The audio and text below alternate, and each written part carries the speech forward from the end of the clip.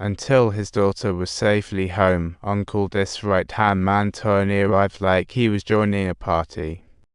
Addy feigned ease, claiming Uncle Des was settled, yet Tony's dog kept barking, like discussing a parent-teacher meeting. Clearly, it smelled odd, and Tony felt off, as if at the detective gathering. He leaned into the car, the smell getting stronger. Tony walked to the back of the car, and Addy's heart plummeted to his pants. Once the trunk opened, Tony would pop his head like it was a barbecue, and old food was just hanging out in the car. It was so hot, he asked, "Want some meat?" Tony paused to ask where Uncle Des was, as if he wanted to start a BBQ. Addy refused to answer, wanting to appear all professional and cool, but trouble was just starting, like a punchline in life. They'd searched the barbecue Uncle Des thoroughly. Addy thought of the lakeside villa, but thankfully, no police in the way.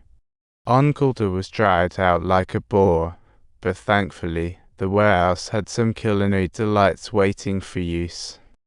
Uncle Des hangs midair. Addy spreads cloth, dons gear, ready for his mealtime.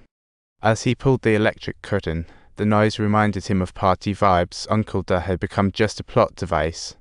But after a long pause, he couldn't bring himself to do it, like facing a salad he didn't want to eat.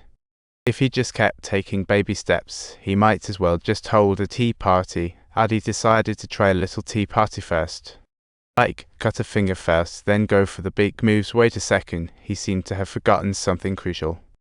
Uncle Des' thumb had a battle scar, used for signing and checking supplies. If Addy wanted to live, that thumb was crucial. Luckily, it was the left hand that got involved, and he had to clip the middle finger too since it had a custom ring. When he finished, the sun had already set. Addy lit a bonfire to dispose of clothes, and Uncle Des' belt buckle went for a dip in the lake. Trouble sorted with ease. After sorting that mess, the crow swooped in, and a bad thought popped into Addy's head. Turns out it became real. The crow snatched away that custom ringed middle finger, and the next day Addy woke from a dream to receive a call from the law firm's boss. Times O planet Sino Grovo circumflex Iomat is circumflex letter 3ca oq dot above a tilde divide by pan compared os a tilde divide by a half cyrillic letter 4 6 fe sense u the circumflexy acute micro Iomat a quarter or grov letter 3ca inquire about the truth of what happened planet Sino quarter or tilde acute u grov times O amount a sur 2 plus a minus Chinese letter half o stroke micro iolic je Iomat letter 3ca promoting Uncle Des planet Sino u amount u circumflex o Iomat cyrillic letter 43 I circumflex I acute Iomat letter 3f00 letter 73 not sign symbol 36ch I tell you circumflex a grov Chinese letter a grov emat plus or minus e grov ilo acute 15 omat micro in glottal substroke pound. Addy chuckled. From that moment on, he felt it was nothing. After all, head just off the biggest crime boss in town, and the others had no clue. He got an earful of abuse from the bosses. Addy remembered the sage who said if you encounter a long-winded boss, don't rush.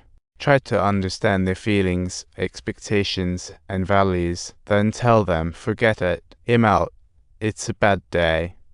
Addy moved today's newspaper, and the headline read Uncle Des was on the lam for murder, as if giving him the No Party Award. He suggested to the three bosses to end his contract with 10 months' pay. It felt like starting a successful crowdfunding campaign.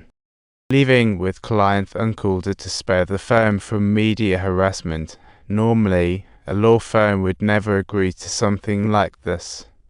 The bosses, who dreaded lawsuits the least, had Addy unbothered as he packed his stuff and strolled out of the office. Just as Addy expected, soon after, the boss called agreeing to his 10-month pay request, like a Peruvian singing competition. Addy replied he was too busy with more important matters. After all, Uncle Des' finger was on the verge of rotting, and he needed to act fast. A few hours later, the finger was fixed, practically a piece of art. Addy got a call from his wife. Their daughter was on the hunt for a toy bird. Addy remembered that Fuzzy Chick and ran to his car to look, discovering the toy had dropped to the backseat, like an adventure. Subtitle: that gadget had a pretty long battery life, and at the same time, unusual events began to unfold in forest. Uncle Des' henchman texted Addy wanting to discuss Uncle Des, and on the other end, Addy didn't hear gunshots as he hurried to the forest. From afar, he saw police cordoning off the area. The detective in charge was Addy's ex-girlfriend Nick, who suggested he cooperate. This case was clearly the work of Uncle Des' enemy. If the killer knew Addy was hiding him, the police couldn't protect him. Addy played dumb, saying he'd never met Uncle Der, and Nick stated she was applying for a search warrant which could come in 3 days. She believed Uncle Der hadn't left town but was hiding in Addie's rental. Addie smiled, responding he was ready anytime. Then, Addie darted out of the forest like a little sprite, racing back to his apartment to pull Uncle Der's finger out of the fridge. Just then, the doorbell rang, and to make matters worse, it was Tony. Addie's heart did a little flip. Addie mentally panicked about where Uncle Der's finger was hidden as Tony pounded on the door, his shout sounding like an invitation to a boxing match.